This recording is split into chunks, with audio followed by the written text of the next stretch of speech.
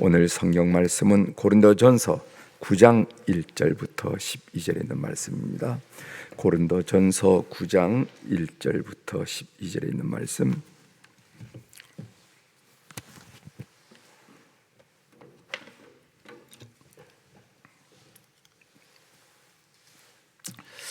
고린도전서 9장 1절부터 12절에 있는 말씀 제가 봉독해 드리겠습니다. 1절, 내가 자유인이 아니냐 사도가 아니냐 예수 우리 주를 보지 못하였느냐 주 안에서 행한 나의 일이 너희가 아니냐. 다른 사람들에게는 내가 사도가 아닐지라도 너희에게는 사도이니 나의 사도됨을 주 안에서 인친 것이 너희라. 나를 비판한 자들에게서 변명할 것이 이것이니 우리가 먹고 마실 권리가 없겠느냐. 우리가 다른 사도들과 주의 형제들과 게바와 같이 믿음에 자매된 아내를 데리고 다닐 권리가 없겠느냐. 어찌 나와 바나바만 일하지 아니할 권리가 없겠느냐. 누가 자기 비용으로 군 복무를 하겠느냐. 누가 포도를 심고 그 열매를 먹지 않겠느냐. 누가 양떼를 기르고 그 양떼의 젖을 먹지 않겠느냐. 내가 사람의 대로 이것을 말하느냐. 율법도 이것을 말하지 아니하느냐. 모세의 율법에 곡식을 밟아 떠는 소에게 망을 씌우지 말라 기록하였으니 하나님께서 어찌 소도를 위하여 염려하심이냐. 오로지 우리를 위하여 말씀하심이 아니냐. 과연 우리를 위하여 기록된 것이니 밭 가는 자는 소망을 가지고 갈며 곡식 떠오는 자는 함께 얻을 소망을 가지고 떠오는 것이라. 우리가 너희에게 신령한 것을 버렸은즉 너희의 육적인 것을 거두기로 고하다 하겠느냐. 다른 이들도 너희에게 이런 권리를 가졌거든 하물며 우리일까 보냐. 그러나 우리가 이 권리를 쓰지 아니하고 범사에 참는 것은 그리스도의 복음에 아무 장애가 없게 하려 함이로다. 아멘. 12절까지 함께 봉독했습니다.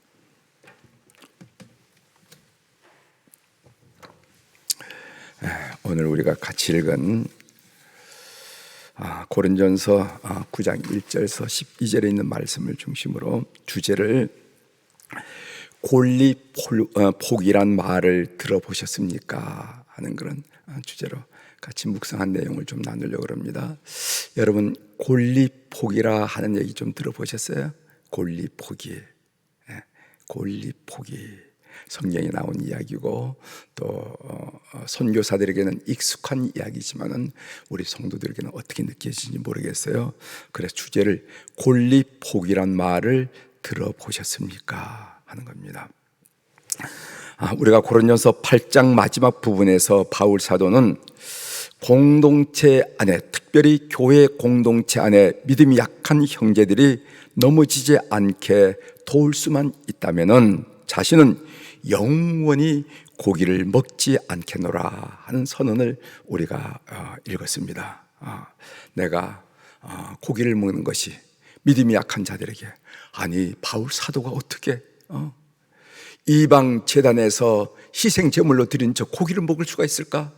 라고 그 약한 믿음에 상처가 생긴다면은, 그런 일이 일어난다면은 나는 평생 영원히 고기를 먹지 않겠다, 이렇게 말합니다. 한번 고린도전서 8장 13절의 말씀을 제가 읽어드리겠습니다. 그러므로 만일 음식이 내 형제를 실족하게 한다면 그 음식은 이방 신의 제단에 올려진 희생 제물을 말하죠. 음식이 내 형제를 실족하게 한다면은 나는 영원히 고기를 먹지 아니하여 내 형제를 실족하지 않게 하리라, 이렇게 말씀하셨습니다. 일종의 골리폭이지요. 사랑하는 교회 여러분, 하나님의 영광을 위하여, 교회를 섬기기 위하여, 약한 성도를 배려하기 위하여 자기의 마땅한 권리를 포기한다는 것을 늘 유념해달라 하는 얘기를 어제 제가 여러분들에게 말씀을 드렸습니다. 선교사들은 이 골리폭이라는 말을 아주 익숙하게 듣고 사용하는 것을 선교사 단체라든가 그런 데서 많이 이렇게 듣게 되는데요, 그것은 복음 전파를 위해서 자기의 자유라든가 자신의 권리를 내려놓는 것, 그걸 의미한다는 겁니다. 복음 전파를 위해서 자신의 자유 그리고 권리를 내려놓는 것. 본문에서 사도 바울은 자기의 사도권과 관련해서 권리 포기를 지금 설명하고 있습니다. 고린도 교회에 바울의 사도권을 의심하는 사람들이 있었습니다. 사도가 아니지 않느냐, 저렇게 행동하는 것을 볼 때 사도가 아니지 않느냐 하는 바울의 사도권에 대해서 의심하는 사람이 있었다는 겁니다. 거기 2절에 보면 이런 말씀이 있어요. 다른 사람에게는 내가 사도가 아닐지라도, 그리고 3절에 보면은 나를 비판한 자들에게 변명할 것이 이것이니, 이런 표현이 나온 것으로 보아 바울의 사도권을 의심하는 무리가 있었음을 우리가 짐작할 수가 있습니다. 특히 고린도 교인들이 바울의 사도권을 의심한 이유가 무엇이냐면은 바울이 그들에게 물질적인 후원을 일절 받지 않았기 때문에 그렇다. 아니, 그건 또 무슨 말인가? 여러분, 제가 이 마지막에 한 말씀, 오히려 고린도 교인들이 교회에게 물질적인 후원을 기대하거나 받지 않았다. 이것이 왜 사도권을 의심하는 이야기가 될까 한 이야기를 여러분들에게 좀 설명을 좀 드리도록 하겠습니다. 이것을 이해하기 위해서 고대 그리스 시대에는, 여러분, 그리스에는 철학자들이 많이 있었잖아요. 그래서 순례하는 철학자들이 있었어요. 그래서 이 지방 저 지방 다니면서 이렇게 철학적 강론을 하고 대화를 나누고 이런 철학자들이 있었습니다. 그리고 종교 교사들이 있었어요. 그리스 시대에 순례하는 철학자와 종교 교사들이 어떻게 먹을 것을 공급받았나 하는 것을 아는 것이 우리가 이 말씀을 이해하는 데 도움이 됩니다. 그래서 그들은 주로 4가지 방식으로 그들이 숙식, 이제 지방을 다니면 먹을 것도 있어야 되고 머무를 곳도 있어야 되는데 먹고 머무는 곳의 문제를 해결했다는 겁니다. 첫 번째로는 자신을 파송한 단체의 비용을 청구합니다. 그러니까 철학자 무리가 있는데 무슨 제자군이 있지 않겠어요? 뭐 소크라테스의 무슨 제자군이다 이러면 거기서부터 지원을 해줘서 이번에는 어디 아테네로 가시오, 이번에는 고린도에 가시오, 이렇게 가서 거기 있는 청중들과 더불어 담론하고 철학적 강의를 하고 이랬단 말이에요. 그래서 자신을 파송한 단체 비용을 청구하는 경우가 있고, 두 번째로는 자신이 활동한 지역에 부유한 가정에 머물면서, 소위 유지의 가정에 머물면서 먹을 것을 공급하거나 머무른 문제를 해결했습니다. 그럴 경우에는 아마 지방 유지가 초청했을 경우겠죠. 뭐 철학자님, 우리 지방에 와서 우리를 좀 교양을 좀 높여주십시오. 이럴 때는 그 지방 유지가 머물 곳을 제공하고 음식을 제공했다 이 말이죠. 그리고 세 번째로는 국을 하는 방식이 있었습니다. 어디를 가든지 국을 하고, 그리고 네 번째로는 스스로 돈을 벌어서 자비량으로 활동하는 분들도 있었어요. 자비량으로. 그런데 이 마지막 스스로 돈을 벌어서 자비량으로 활동하는 방법은 철학자와 종교 교사들이 가장 수치스럽게 여겼던 방법이에요.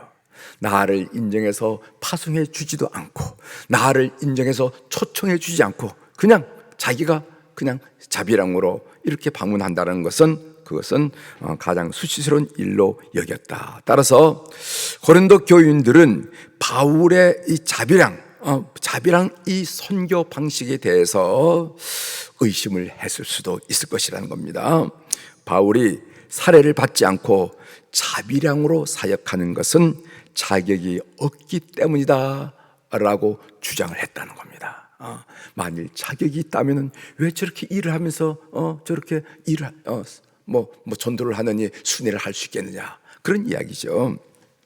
이에 대해서 바울은 1절에서 4가지 질문을 던지면서 자신의 사도권을 변호하는 것을 보게 됩니다. 그 1절의 4가지 질문이 뭐냐면은, 내가 자유인이 아니냐, 내가 사도가 아니냐, 내가 예수 우리 주를 보지 못하였느냐, 주 안에서 행한 나의 일이 너희가 아니냐. 바울은 이 4가지 반의적인 질문을 던졌는데, 이 질문에 대해서 부정적인 대답이 단 한마디만 나온다 하더라도 바울의 사도권은 문제가 될 것입니다. 보세요.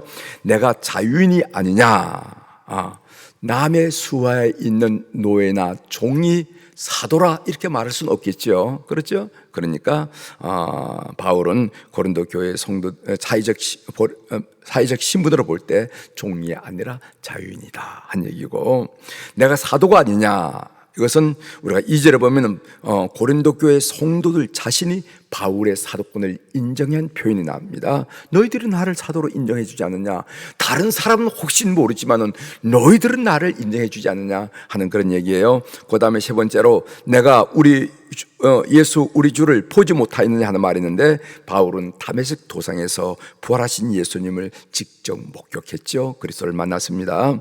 주 안에서 행한 나의 일이 너희가 아니냐. 이것은 고린도 교회 교훈들은 바로 바울이 사역하고 전도한 결과라는 것이죠. 너희들이 그런 의미에서 이 네 가지 반의적인 질문에 대해서 단 한 질문에도 부정적인 대답이 나올 수 없다 하는 것을 우리가 보게 됩니다. 그러면서 바울이 사도의 권리를 이야기하고 있는데, 바울은 사도로서 여러 가지 권리가 있음을 다시 확인합니다. 그 권리의 내용이 4절부터 6절에 쭉 나오는데, 그 4절에 보면 이런 말씀이 있어요.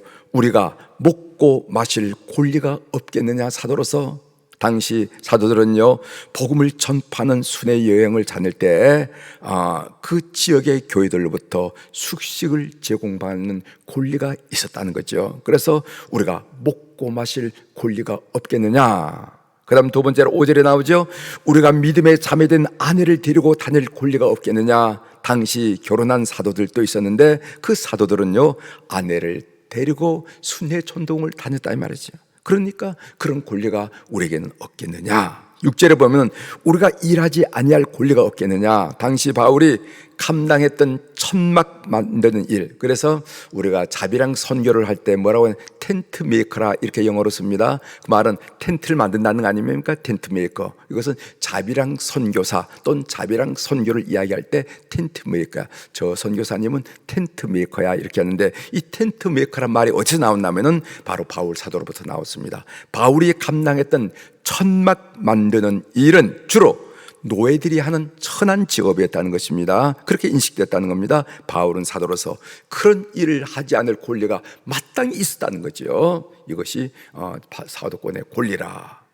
그럼에도 불구하고 바울이 이런 권리를 사용하지 않고 포기한 이유가 무엇인가? 이것을 지금 권리를 포기한 이유를 지금 12절에 말씀하고 있는데 한번 잘 들어보십시오. 12절, 다른 이들도 너희에게 이런 권리를 가졌거든 하물며 우리 일까 보냐. 그러나 우리가 이 권리를 쓰지 아니하고 범사에 참는 것은 그리스도의 복음에 아무 장애가 없게 하려 함이로다. 이렇게 얘기했어요. 오직 복음 전파를 위해서 권리를 포기했다. 이렇게 지금 이야기를 하고 있습니다. 여러분 한번 상상을 해보시길 바랍니다. 예를 들어서 우리가 5장 6장에서 그 고린도 교회의 음행 문제를 날카롭게 지적하면서 너희들 고쳐라 이런 얘기를 한 적이 있는데, 고린도 교회에서 음행을 저지른 자가 바울의 큰 후원자였다면은 바울이 제대로 그 문제를 책망하고 세울 수가 있을까요? 예를 들어서 후원하는 사람이 그런 우리가 고린도전서 5장 6장에서 우리가 취급했던 음행 문제에 딱 걸려 있는데 그 사람이 전폭적으로 지원해 준단 말이죠. 먹고 머무르고 사역할 때 들은 비용을 전적으로 지원해 준다면은 바울 사도가 그 사람을 향해서 당신 이건 잘못된 것이요 라고 지적하고 그리고 세워나갈 수 있겠냐 말이지. 그거 어려울 거란 말이지. 그렇기 때문에 바울은 복음 전파를 위해서 자신의 권리를 포기한다 하는 이야기를 지금 하고 있는 것입니다. 어제 제가 본문을 묵상할 때 주님께서 조용히 저에게 질문을 하시더라고요. 그 질문은 뭐냐면, 아들아, 내가 복음을 위해서 포기한 자유와 권리는 무엇이니 하는 그런 질문이었어요. 지금 이 부분을 묵상하고 있는데, 너는 복음을 위해서, 예수 그리스도를 위해서 혹시 포기한 권리라든가 그런 자유라는 것이 있니? 하는 그런 질문이었습니다. 복음을 위해서 물질적인 손해를 확실히 본 적이 있는가? 야, 이거 참 예수님 때문에 이 물질적인 손해를 보는구만 라고 여기지는 일이 기억나느냐 말이지. 복음을 위해서 자존심이 엄청 상한 적이 있는가 말이지. 복음을 전하긴 전해야 되는데 무시를 당하고 자존심에 모멸감을 느끼면서 그래도 예수님을 증거한 그런 생생한 기억이 있니? 아니. 복음을 위해서 오버타임 밤새워 일한 적이 있니? 졸린 눈을 부릅뜨면서 이건 복음을 위한 거야 라고 그렇게 기억되는 것은 있니? 하는 질문을 저 스스로가 한번 한 적이 있습니다. 여러분 용서하고 들으십시오. 이건 정말 여러분들이 용서하고 들으셔야 할 내용인데 어제 미국에서 목회하고 있는 제 큰 아들하고 화상 채팅을 했어요. 가끔씩 화상 채팅 일주일에 뭐 한두 번 정도는 꼭 하는데 아들이 목회를 하니까 저도 목회를 하니까 대화의 내용이 많아요. 대화의 내용이. 그래서 뭐 한 번씩 하면은 이렇게 깊은 대화도 나누는데 제가 어제는 도시락 가방을 보여주면서 너 이게 뭔지 아니? 이렇게 물어봤어요. 저는 이렇게 아침에 나올 때 도시락 가방을 이렇게 가방을 2개씩 가지고 와요. 그래서 하나는 성경 가방, 또 다른 하나는 도시락 가방 이렇게 합니다. 그러니까 이게 뭔지 아니? 이렇게 물어봤더니 모르겠는데요. 이렇게. 이거는 엄마가 싸준 아침 도시락이야. 아버지는 새벽 기도를 하고 집에 들어가지 않고 사무실에서 말씀 묵상을 하거나 설교 준비를 하거나 말씀 보약을 보내거나 아니면 글을 쓰거나 하루 일과를 준비한단다. 한 번도 난 왜 이렇게 살아야 하는가라는 생각을 해본 적이 없어. 그것은 나에게 있는 소명감 때문일 거야 한 얘기를, 어제 무슨 주제가 소명감에 대한 주제를 같이 얘기를 하는데 뭐 이런 얘기 저런 얘기를 했지만은 그 과정 중에 제가 이 도시락을 보여주면서 화상 채팅이니까 보여주잖아. 도시락을 보여주면서 이게 뭔지 아니? 이렇게 하는데 이렇게 다니면서 내가 왜 이렇게 살아야 될까? 내 나이가 지금 몇인데 내가 왜 이렇게 살아야? 이런 생각을 단 한순간 한 번도 해보지 않았다 이거죠. 그것은 뭘까? 내 스스로 해야 할 때 그것은 소명감 때문이라 하는 그런 생각을 하게 되었습니다. 복음을 위해서 시간에 대한 권리 포기를 할까요? 부끄러운 고백을 우리 아이들에게 하면서 나눈 적이 있습니다. 권리 포기라는 것은 복음 사역을 위해서 마땅한 자기 권리, 자기 자유를 내려놓는 것을 말한다 이 말이죠. 어제 바울 사도는 뭐 고기 먹는 거 그의 자유입니다. 음식 왜 그렇지만은 믿음이 연약한 자들을 위해서 자기 권리를 내려놓겠다고 얘기했어요. 그러면서 제가 어제 여러분들에게 새벽 기도에 말씀드린 것은 뭐냐면은 여러분 가진 자는 없는 자를 위해서 배려해야 된다. 있는 자는 없는 자를 위해서 배려해야 된다. 한 얘기를 제가 여러분들에게 말씀을 드렸다는 것이죠. 우리 자신에게도 복음 사역을 위해서 이것은 포기한 나의 권리야 라고 생생히 기억되는 것이 우리에게 있어야 되지 않겠는가. 그래서 주님 앞에 섰을 때 머리를 긁적거리면서 권리 포기요? 저는 이런 건 좀 한 적이 있네요 라고 보고 드릴 수 있지 않겠는가. 그런 신실한 삶을 사는 우리 교우들이 되기를 주의 이름으로 고면합니다. 기도하시겠습니다.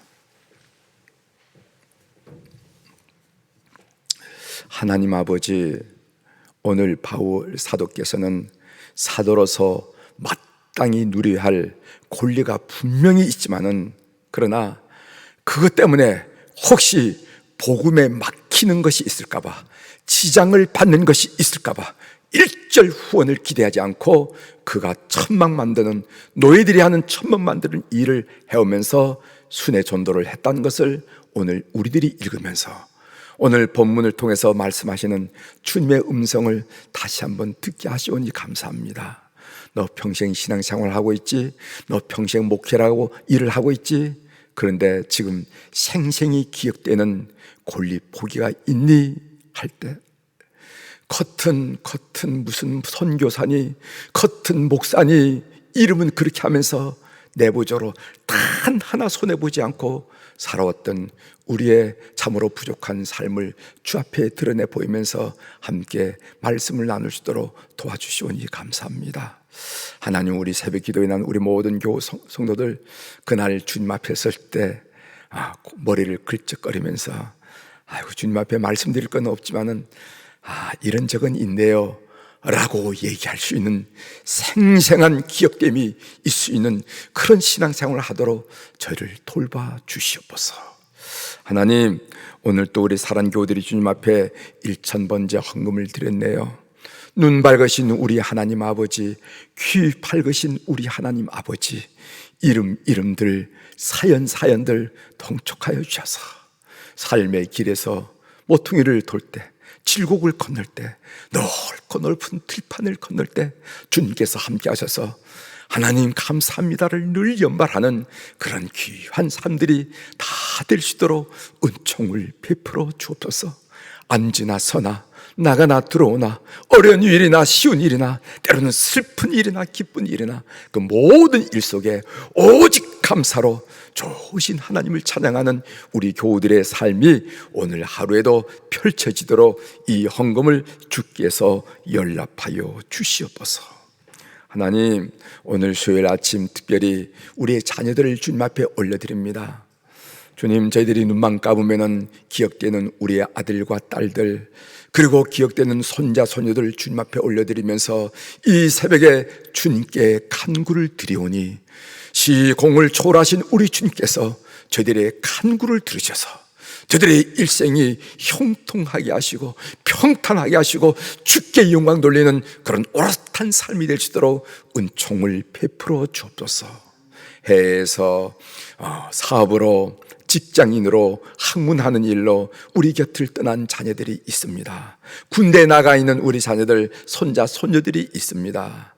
그리고 직장 초년병으로 직장 생활에 적응하고 안착하기 위해서 노력하는 사람들도 있습니다. 하나님, 직업을 선택하는 우리 자녀들, 결혼을 원하는 자녀들, 잉태 축복을 원하는 자녀들, 순산을 원하는 자녀들, 그리고 또 이제 고3 그리고 재수를 하면서 대학문을 놓고 하는 자녀들, 그 모든 자녀 손들을 주께서 기억하여 주셔서 우리에게 하나님의 살아계심과 믿음의 열매를 보여주옵소서. 우리로 하여금 기도하다가 하나님은 내 기도를 들어주지 않는다 라는 생각이 들지 않도록 하나님, 우리 모든 자손들을 주님께서 긍휼히 여기시고 축복하여 주시옵소서.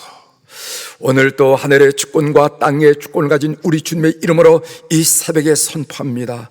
내 영혼이 잘된 같이 범사가 잘되고 강건한 축복을 주 앞에서 누리고 고백하고 찬양하는 하루로 저희들의 삶을 인도하여 주시옵소서. 예수님의 존귀하신 이름으로 기도드리옵나이다. 아멘.